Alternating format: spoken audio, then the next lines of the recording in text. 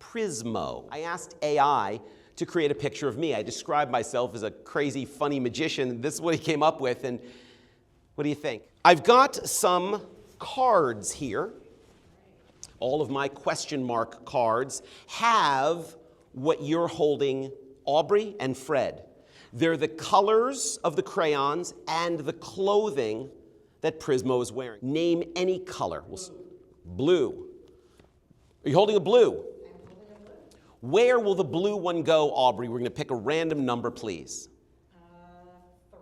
3 it is. What is 3, Gary? Nice and loud. Belt. Color in the belt, blue. Fred? Mark? What color will come next? Red. Red is next. Aubrey, pick a number. Just use your mental telepathy powers. Pick a number. What's it going to be? So I'm going to say 2. What is the number 2? Hat. Color in the hat, red, Fred. 4, what color do we have? What object for 4? Bow tie. The bow tie. Color in the bow tie, black. 2 more to go. All the way in the back. Green goes, we got 2 more to go. Where is it going to go on the big board? 5. What's 5? Vest. Vest. Color in the vest, green. The last color is yellow, and those are going to go on number 1, the socks. Color in the socks, yellow. Well, the whole time I've had a prediction on the table in this box. And the prediction is another sheet of paper. A red hat, a black bow tie, a green vest, blue belt, and yellow socks. A hat. Because Prismo predicted that I'd be wearing a black bow tie, a green vest, blue belt, and yellow socks. Thank you for purchasing Prismo's palette. My name is Randy Goodman, and I'm proud to say that I invented this little trick, and I'm really enjoying it. I love performing it. I think you will too. It's great for teaching to little kids. It could be a little kid's first magic trick because it's easy enough to do for the youngest of magicians. And it's also great for a stage trick. Finally, something that's packed small and really plays as big as you want. It's a fun one, and it's not a card trick. So there you go. It's a really good one. A lot of versatility, and I hope you'll enjoy it as much as I've had fun making it. I'm going to talk to you about the history. I'm going to talk to you about methods and finale ideas, and I'll even talk about all of the props that I've got that you have probably just saw on the performance portion of this video. When you open up the pack, you're going to see 10 question mark cards, and each one has an article of clothing and a color. You'll also get a finale card. It either says Prismo in lights, or maybe it's got a little kid with a question mark, but the finale reveal is identical for every one of you. And it is Prismo wearing a red hat, black bow tie, green vest, blue belt, and yellow socks. This little card has my contact info, and it has a cheat sheet for the order that Prismo's palette must go in. I'm going to review that very quickly now, and once you hear it, it's hopefully you'll have it memorized forever. Start with the clothing, if you wish. The first one is the bow tie, and if you can imagine a necktie looking like the number 1, the tie will be 1. The socks, there are 2 in this picture. That's why the socks are the second one, because there are 2 of them here. That'll help you remember that. The word hat has 3 letters in it. That's why it's number 3. Belt, this belt has 4 holes in the belt, and that'll help you remember that it's number 4. And the word vest, well, the word vest starts with a V, and that is, V is Roman numeral for 5. Also, there are 5 buttons on this vest to help you remember that order, 1 through 5. The colors are next. Black, you just have to memorize, black is first. Yellow is second, and the Roman numeral 2 is right in the middle of the word yellow. The 2 ones represent 2, and that's why yellow is number 2. Red has 3 letters, so it's 3. Fourth is blue, it has 4 letters, and fifth is green. Green has 5 letters.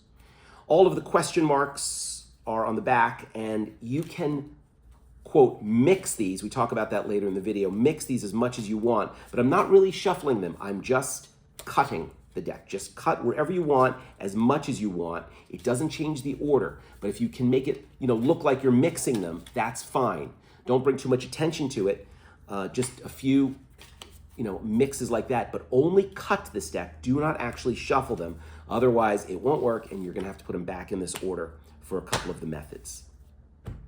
The history of this one, I saw the Pro Mystic version of the color match where someone takes crayons or markers out of the container, out of the cup, and the magician knows which colors are coming out. This electronic version could cost you $600 to $1,000, or more. It's outstanding. It's maybe the best on the market, but it's not an investment I wanted to make. So I invented one that's at the other end of the cost spectrum. Every single picture you see here, every single one of these, I created through AI. All of the pictures, every one of the question marks, and all of the pictures you see here. That's the word blue in clouds in front of a blue sky. Red's like that, yellow. The black one's kind of cute, the kitten. And like I said, each one of these is created by AI. Even Prismo, the reveal, and the word there. Yes, AI created every one of these that you see. All of the pictures, they're all created by AI. AI even came up with the name Prismo's palette. Prismo is from a derivative of the word prism, and of course palette would be the colors on an artist's tablet. So that's where it comes. This is a really all AI driven magic trick, and the idea, like I said, I'm just trying to do a very cheap version of the Pro Mystic. You're going to see the 4 methods I've come up with for performing this. The finale ideas and the props, and where I got them, and where you could get them if you want to run with this one. Run with it, you should. I encourage you. I want to hear back from everyone of other ideas you've got, and love to work with you on this. Enjoy Prismo's palette. The first method uses what I call the simple math method.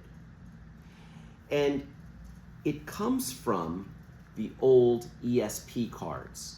And the routine I would do with ESP cards would kind of look like this. I would tell my audience that we've got 5 cards, and they each have a mate to pair up with. The 1 card is the circle, because it's 1 line to draw a circle. The number 2 card has 2 lines on it, it's a plus sign. 3rd card's the 3 wavy lines. 4th card is the square, and the 5th card is the 5-pointed star. I will then put each one of the second cards in the exact same order with them. When I mix the cards, I'm just cutting them. I'm not truly mixing. I cut, and I say I'm gonna mix them up a little bit, but the truth is, like I just said, I'm not mixing them, cutting. I can even have my audience cut this little deck. Then when I give my audience 5 cards, they must reverse their order on the table. I lay them out this way. Trick is ready to go, and I tell my audience to pick a number, 0 through 4. That's how many we're gonna cut to the bottom.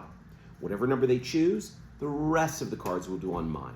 So if they choose 1, it'll be 1 cut here and 3 here. 1 plus 3 is 4. If they choose 0, 0 and 4, and so forth. So 0 through 4 they must choose. Let's say they choose 2. They're to take 2 cards, cut them to the bottom, and I take 2 cards to the bottom. The top cards will match. Now in this trick, we don't show that. We just say I'm going to throw these into the trash pile. Next, the total will be 3. So I say you must choose a number 0 through 3 as we narrow these down to 1 card each. Let's say they choose the number 3. They must take 3 cards, cut those 3 to the bottom, and 0 on mine. The top card of each, again, will match, but we don't show that in this trick because it's going to be a surprise later. Next, 0, 1, or 2. A total of 2 cards, 0, 1, or 2. What if they choose 1? That means they cut 1 and I cut 1. That's a total of 2. The top cards go into the trash. Last decision, 0 or 1. What if they choose 1? 0 on mine. Top card goes into the trash. These two will match. In fact, every one of them will match. And this is the concept that I use in Prismo's palette for the very first method. It's the same thing. The audience will make all the decisions. I show them that I've got 5 articles of clothing. We've got a bow tie, a pair of socks, the hat, the belt, and the vest, and there are 5 colors. There's black and yellow, red, blue, and green. Once again, these get mixed. We're not mixing, we're just cutting. Cut anywhere you want. You can't pull cards out of the center, and you are just cutting. It doesn't change the order. Your audience can even cut if they want. And they get 5 cards. Same thing. Count them off this way. Do not thumb them off one at a time and hand them. This reverses the order of these 5, and we're ready to go. Same as before. They must choose a number 0 through 4. What if they choose 3? That means 3 get cut to the bottom. I'll usually tell them, 3, take the top 3 cards and put them on the bottom. Just a quick demonstration. They take 3 cards, put them on the bottom, and I take 1, the remaining one. Whatever the top card is of each one, that's the color and the article of clothing. In this case, it's red hat. We know it's a match, but to the audience, it looks random. Next, 0 through 3, as we narrow these down. What if they choose 0? That means I'm gonna cut 3 cards to the bottom, and the top card of each, in this case, it is the yellow socks. Oh, that's kind of strange. We know it's a match, but the audience thinks it's randomly paired up. Next, 0 through 2. 0, 1, or 2. What if they choose 1? That means they choose to cut 1 card, and the other one is on mine. Top card, green vest. Last decision, 0 or 1. What if they choose 0? I'll cut 1. And the blue belt match and black bow tie. So we know it's a perfect match, but the audience thinks they've all just paired up randomly, clothing and colors. The very same method is used for the next, as I call, visual math method, and it looks like this. Once again, audience sees that we have 5 articles of clothing. I've got a bow tie, a pair of socks, the hat, the belt, and the vest, and there are 5 colors. There's a black, yellow, red, blue, and green. Once again, we mix, wink, wink, we're just cutting, and they get 5 cards. 1, 2, 3, 4, 5. I get 5. We're gonna do the same thing as before, but this time, we just tell our spectator, I usually tell them, just spread them out a little bit in your hands like this, and take a couple of cards and cut them to the bottom. Just take a couple of cards right off the top and put them on the bottom. And they should do the same. A couple cards go to the bottom. I say, take the top card, what is it? And it's black bow tie.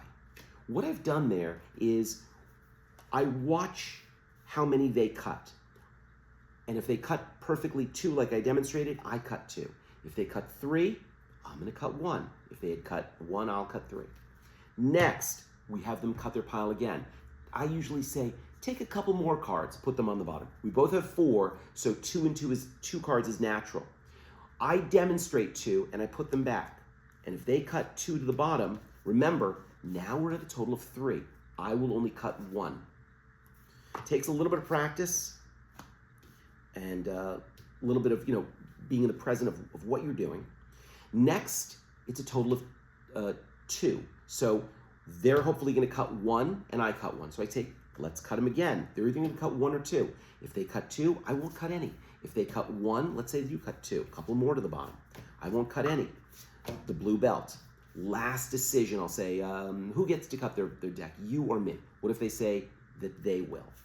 They cut, and the top card will match. So it's the same thing, 4, 3, 2, 1, but instead of giving them math choices, I'm just watching as they cut, and I'm keeping up with them, making sure that they all work out perfectly.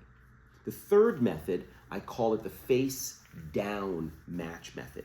I have a subtle pairing of the cards, and you can see from the back, if you know what to look for, how they pair up. The first two are these right here, the white background with the shiny question marks. That will be a match. Another pair are the two with eyes. The two with eyes, those are a match as well. The two with lights, like a marquee, they are a match.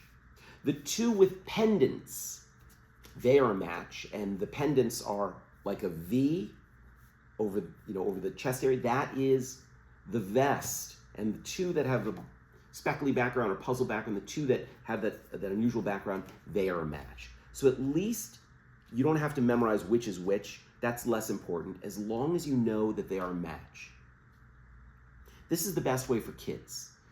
You can teach a kid or fool kids, the littler the better with this one, if you know the background matchup and you don't sort of show that you're doing that. The way it might look would be the colors are here and the clothing might be here. Maybe the magician has the clothing and the kid has the colors. The kid gets to choose a color. What if they choose this one? I'm going to immediately go to the match, and I'm going to say, whatever color you have, color in the hat. Oh, it's red. Good. And they'll color in the hat red. Whatever they choose next, maybe they choose this one. I'm going to go, whatever that is, it's the blue belt. I didn't put these in the or did I? The blue belt. Next, let's say they choose this one. Oh, we're not to see it. They choose this one. I'm going to take this one. I'll say whatever color that is, color in the socks, so it's yellow. And finally, what if they choose this one? I'll say whatever that is, the green vest. So you can see how the pairing goes. Obviously, the colors would all be in one and the clothing in another. But that's how to do that one with the face down match method. The final method is ideal for the larger audience, the stage, even a parlor. You need an assistant. And here's what it looks like. We take the colors and the clothing and separate them, obviously.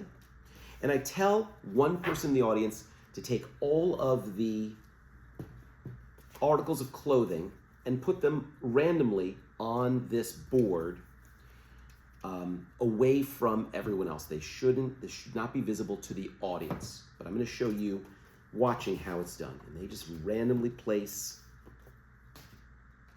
clothing here. I got this board at Michael's. It was just a piece of scrap, the numbers as well, and even these little clips. I bought them online. It was really a cheap proposition. I think it looks decent enough. This is not visible to the audience, but my assistant takes the coloring Prismo, the crayons, over to someone in the audience who's going to color these in. I still hold on to the colors, and here's what happens. My assistant from across the room cannot see these, says, has someone choose a color in the audience.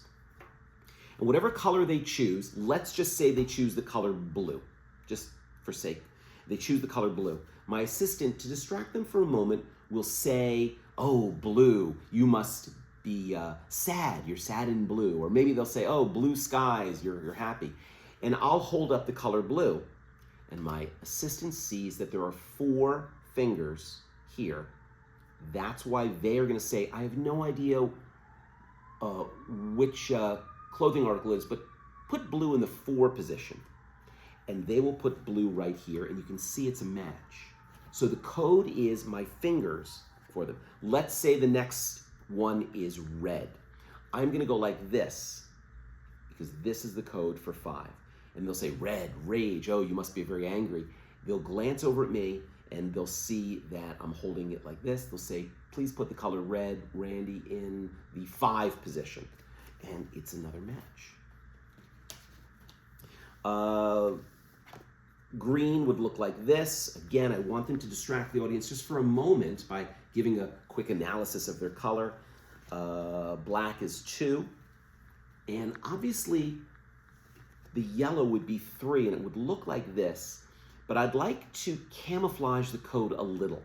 So what I'll do is, let me show you what I will do to camouflage this from the audience. It doesn't take long. You could probably practice this in just about 2 minutes with an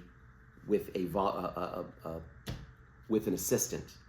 And here's what I'll do. Obviously, if it's 1, I will hold up 1 finger, showing the color to everyone. And 2, same thing. 4, same. The number 3, I won't do anything. So if someone in the audience is on to us and they say, well, they're thinking they can see the fingers, if I don't show any number, and somehow my assistant says, put it on spot 3, well, that's the camouflage number 1 for the code. I don't hold up any number for 3. That's number 1. 3 is not a number. 5, in this case it's red. Again, it'll look like this. There's no number shown. Hopefully it's a small camouflage. And the final camouflage that I'll do will be this. My assistant, for the first one, for the first color, I'll have them guess. Let's just say that they choose green. And I say, all right, where do you want the green color to go? And obviously they can't see this. And let's say they say, put green on number 5. Now we know green belongs on 1. And I will ask my assistant, do you want to change your mind? If I ask if you want to change your mind, the answer is yes. And she'll change it, seeing that it's 1, change it to, I don't know, 1. Very good. And we put green on 1. What if she says, my assistant says, at the very beginning, pick a number. She says 1. She gets it right. Very good. Put green on 1, and green is you put it by the vest, so color, and I have them color in the vest green. Then we proceed with the rest of them in the manner that I just described. 2, 3 is nothing, 4, and 5. Let's say that she says red, and I go like this, and it's wrong. And I give her the wrong code, or she gets the wrong code. She thinks I'm holding up a 1 when it's a 2, or whatever. Let's say I say, all right, red, rage, blah, blah, blah, and she says 2, and I see it's wrong. Again, I'm gonna ask, do you wanna change your mind? At any point, that's our fail-safe. If the magician asks the assistant, do you want to change your mind? The answer will be yes. Be careful not to give them a choice. Are you happy with that? Or do you want to change your mind? We don't give them a choice. Do you want to change your mind? Yes, I do. What do you want to change it to? I'm giving the 5 code, and 5 goes here. If I say, what's next? They say blue, and she sees 4. We move on. 4 it is. And this is how it's going to go. As they're going up on the board, I say, they go up the board, we announce what it paired up with, and the spectator from across the audience colors in Prismo with the crayons. Then that's brought up to the stage, and there's a pre-printed color Prismo that matches perfectly. And then, of course, the grand finale is I pull out a red hat, and I've been wearing the whole time a black bow tie, green vest, blue belt, and yellow socks. Those are the methods. There are 4 of them. We saw the math method, the visual math method, the face-down method where you can see how they pair up, and finally the assistant method. Here are the finale ideas that I've come up with for Prismo's palette. With the cards, you get 10 cards, obviously, 5 colors and 5 clothing items. You'll get a finale card. Some of them have a little boy with a question mark and colorful underwear, bathing suit or whatever. Many of you have the Prismo card. It could be in lights or some kind of marquee, and the back of all of them is exactly the same. It is a little Prismo character, red hat, black bow tie, green vest, blue belt, and yellow socks to match the way that the cards have paired up. The next finale that you might consider, that I've come up with, is the WoW gimmick. This is not a cheap one. This one could cost $200 or more. The WoW gimmick you've seen might be a playing card that morphs from the card to whatever you want it to be. This one morphs from a stick figure person into whatever you want. And for me, I've created another Prismo finale with the correct colors on all of that. The gimmick is in the screen, obviously, of this panel. It's not bad. It's really effective, very effective online if you ever do this one online. And the larger version would be this one. The PDF is available for you for free if you want. And it is the coloring book Prismo. You can mount it on a little piece of cardboard or clipboard and have your audience color in one at a time the clothing articles as the colors are matched to them. And then the grand finale is in the box. We've got a perfectly colored in Prismo that matches theirs. But what else is in the box is, because it's a hat box, a red hat that goes on my head. And then I take off my jacket and I'm wearing a black bow tie, green vest, blue belt, and yellow socks. The hat box has nothing else in it. These items you see, if you're so determined, this is a terrific trick to be done on stage. It really can fill any room, and it is appropriate for any audience. Just to let you know, the hat was $18. The bow tie was only $5. The green vest, this one, because it's like cartoonish green, was about $25. You can get it for like $10 if you just get like a formal green vest, used one. The blue belt, this is some kind of, I guess, rubber or I don't know what. I guess it's a rubber belt, and I like the neon blue. That was $9 delivered. The yellow socks, $11, and the hat box was $17. It's just a soft thing, and it's perfect for carrying the whole trick within. That is the finale.